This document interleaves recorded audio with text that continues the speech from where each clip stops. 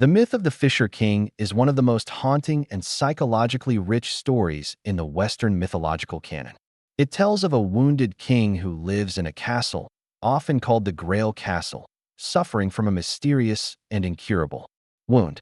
His lands are barren, his people are starving, and yet he waits, wounded, impotent, and unable to heal himself.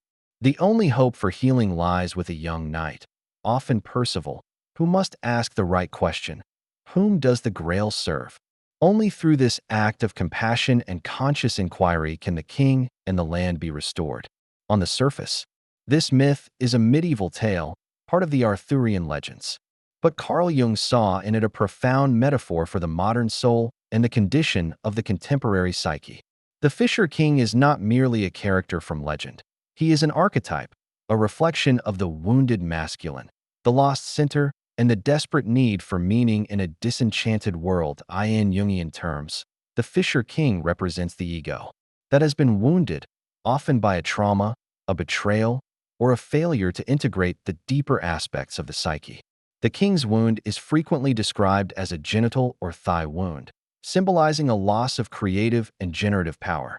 He is unable to act, to govern, or to bring fertility to the kingdom. The land, in turn, becomes the wasteland, a symbol of psychic sterility, emotional numbness, or existential despair. Jung would say that the outer wasteland mirrors the inner psychic disconnection. When the ego is disconnected from the self, from the source of deep vitality and spiritual wholeness, the result is inner desolation. But who is the knight? And what is this right question? The knight, whether Percival or Galahad, symbolizes the emerging consciousness, the one who is brave enough to venture into the unconscious, to face the mystery, and to engage with the suffering that has been ignored or denied. The question he must ask is not technical or magical, it is deeply human. What ails you? Or whom does the Grail serve? Jung emphasized that healing begins when we turn towards suffering with awareness and compassion. Only the wounded physician heals, Jung wrote, pointing to the archetype of the healer who has suffered and thus gained the capacity to help others. The knight must learn to ask not from ego or ambition, but from empathy. This is what makes the question healing. It bridges the gap between self and other, between ego and self. The Grail, in Jungian psychology, represents the self, the totality of the psyche, both conscious and unconscious.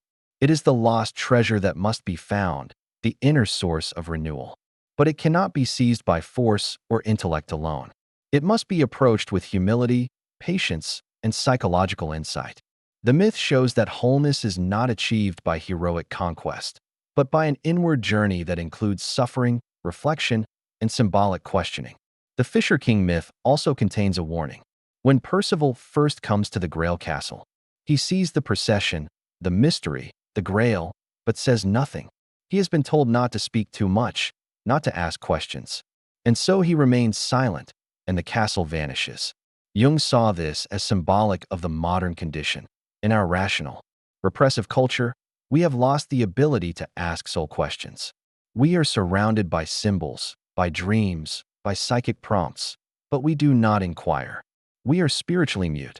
As Jung wrote, the greatest tragedy of the family is the unlived lives of the parents. And so it is with cultures too. The tragedy of unasked questions, unhealed wounds, unintegrated traumas. What then does it mean to live the myth of the Fisher King today? It means acknowledging our own wounds, not just physical or emotional, but existential. It means recognizing when we are living in a wasteland, when our inner life has dried up, when meaning has been lost. And it means having the courage to turn inward, to ask the questions our soul is waiting for. It means becoming the knight in search of the Grail, not to escape the world, but to renew it from within. This myth also speaks to the collective. Many feel that modern society has become a Grail castle ruled by a wounded king. Institutions are failing, ecosystems are collapsing, and the culture is starved for meaning. The answer does not lie in more conquest, more noise, or more distraction. The answer lies in silence, in compassion, in the deep symbolic question, whom does the Grail serve? This question turns the attention away from ego and toward the self, away from power and toward purpose. Jung wrote, "The privilege of a lifetime is to become who you truly are. The path to that becoming is rarely straightforward. It wins, through wounds, through silence, through mystery. But it is the only path that leads from the wasteland to the living waters of the soul." In closing, the myth of the Fisher King is not just a tale from the past. It is a living map of the psyche. It shows us that our wounds, when met with awareness, can become portals to healing. That asking the right question at the right moment can open the gates of the inner castle. That the Grail is not a cup on a distant altar, but the wholeness that resides deep within each of us, waiting to be served, waiting to be remembered. Thank you for watching. If this myth resonates with your own inner journey, consider subscribing to explore more archetypes, symbols, and the healing wisdom of depth psychology.